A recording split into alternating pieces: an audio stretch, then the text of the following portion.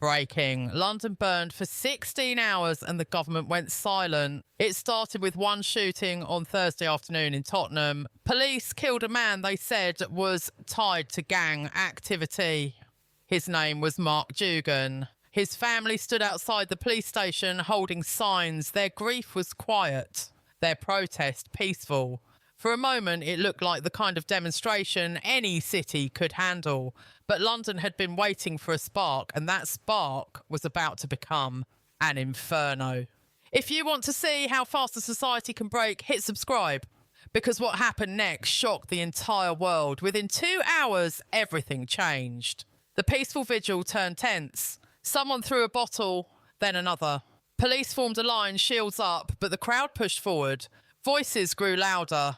Anger replaced grief. And then someone set a police car on fire. The flames shot up fast, engulfing the vehicle while its blue lights kept flashing through the smoke. Officers backed away, their shields shaking under the pressure of bodies surging forward. Someone screamed, "Protect our kids!" And the crowd roared back like they'd been holding that rage for years. By 6:42 p.m, it wasn't a protest anymore, it was a riot. And it spread like a disease. By 7 p.m, the violence jumped across East London. Hackney erupted first, then Shoreditch, then Camden. Each neighbourhood lit up, one after another, like dominoes falling. Shops were smashed, cars flipped, and fire consumed everything it touched. Social media exploded. The hashtag Britain Burns hit 2 million tweets in less than an hour. Live streams flooded TikTok, YouTube and Telegram. Everyone had a camera, everyone was filming. And every angle showed the same thing. A city tearing itself apart in real time. Near King's Cross, flames ate through storefronts. Smoke rose in thick black towers over the Thames. From Parliament, you could see the orange glow lighting up the skyline. From Canary Wharf, you could hear the sirens wailing like wounded animals that wouldn't stop screaming. Breaking news alerts were relentless. London under siege. Riots spread across capital, city in chaos, and the footage backed it up. This wasn't exaggeration, this was reality. At 8:47 p.m, the government finally released a statement. The situation is under control. Please remain calm. But the city wasn't calm. It was on fire, and people watching knew it. The gap between what the government was saying and what everyone could see was so wide it felt like an insult. Leaked messages from police commands started hitting social media minutes later. Screenshots, voice notes, internal memos. One line stood out: morale collapsing, units retreating, South Bank lost. Then a video surfaced. A police officer, helmet cracked, visor smeared with soot, staring directly into someone's phone camera. His voice was shaking. "We're not controlling it anymore." The video was deleted within minutes, but by then millions had already seen it. And once something's out there, it's out there forever. By 9 p.m, London looked like a war zone. Buses were abandoned sideways across major roads. Shops had their shutters slammed down, some already smashed open. People were running, some carrying stolen goods, others just trying to escape the chaos. Journalists struggled to film without getting shoved or screamed at. The anger wasn't just aimed at police anymore, it was aimed at anyone holding a microphone or a camera. A drone captured an image that went viral instantly. The Thames, black and still, cutting through a city glowing orange. Fires reflected off the water like a mirror. Parliament sat in shadow except for the flames dancing across its stone walls. It didn't look like London, it looked like the end of something. Inside Downing Street, panic was setting in. Ministers were shouting at each other. Advisors paced back and forth, phones glued to their ears. Updates kept coming in, and none of them were good. The Prime Minister sat in silence, staring at a wall of screens, showing live footage from across the city. Then an aide rushed in, face pale, hands shaking. "They've breached Trafalgar Square." The room went quiet. The Prime Minister didn't move at first. Then, barely above a whisper, he said, "God help us." It wasn't a command. It wasn't leadership. It was surrender.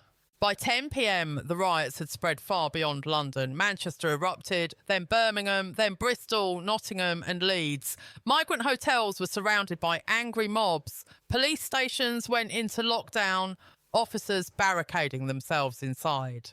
Helicopters circled overhead, their searchlights cutting through smoke and darkness. The unrest moved like wildfire across Britain, and the government had no answer. In South London, near Peckham, a line of military veterans stepped between protesters and police. They weren't in uniform, they weren't armed. But they stood shoulder to shoulder, a silent wall of men and women who had once fought for Britain overseas and were now standing guard at home. One veteran, a man in his 50s with a weathered face, looked directly into a camera. His voice was calm but firm. "We fought for this country once, we'll fight for it again." That clip hit 10 million views before midnight. It was shared across every platform. People called them heroes, others called them vigilantes. But everyone agreed on one thing: they had more courage than the politicians hiding in Westminster. Inside the BBC headquarters, chaos reigned. Producers were getting calls from Downing Street. The message was clear: tone it down, stop using the word riot, avoid inflammatory language. But the footage was everywhere. Cars flipped and burning in Canning Town, shops looted in Hackney, fires swallowing entire blocks in Shoreditch, mothers screaming from balconies, "Where are the leaders now?" The BBC tried to comply, but the truth was already out. And it kept spreading. At 10:42 p.m, the blackout order came down. Major TV networks abruptly cut to technical difficulties. Social media platforms started throttling hashtags. Posts were shadow banned. Videos were taken down. The government was trying to control the narrative, but it was too late. People kept filming. They shared clips through private groups, mirror uploads, encrypted chats, and file transfers. The truth slipped through every crack the government tried to seal. By 11 p.m, the streets were still burning, but something else was happening too. Ordinary people, neighbours, shopkeepers, community leaders started organising clean-up efforts. They swept glass off sidewalks. They boarded up broken windows. They stood guard outside local businesses to protect them from further damage. It was chaos and community existing side by side. When the sun finally rose over London on Friday morning, the city was bruised but breathing. Smoke still hung low over the Thames. Broken glass covered the streets like fallen snow. Graffiti screamed messages of anger and defiance on every wall. But beneath it all, something had shifted. Britain had seen itself raw, angry and unfiltered. The veneer of order had been ripped away, revealing something messy and complicated and real. And the people realised something the government didn't want them to know. They had the power. Not Westminster, not the police, not the media. Them. A BBC journalist standing in front of a burned-out building in Tottenham closed her broadcast with a line that echoed across the entire country. The system didn't fall last night. The people stood up, and when they did, the government blinked. Somewhere in the fading smoke, as the city slowly woke up to assess the damage, a voice called out through a megaphone, "Stay awake, Britain!" This isn't the end. It's just the beginning. And in living rooms across the country, people watching knew that voice was right, because what happened in London wasn't just a riot. It was a warning. A crack in the foundation, a moment when the unspoken tension that had been building for years finally exploded into the open. The question now wasn't whether things would go back to normal. The question was whether normal even existed anymore. When a government loses control and the public's trust in the official narrative shatters, a fundamental shift occurs. The social contract, the invisible glue holding society together, begins to fracture.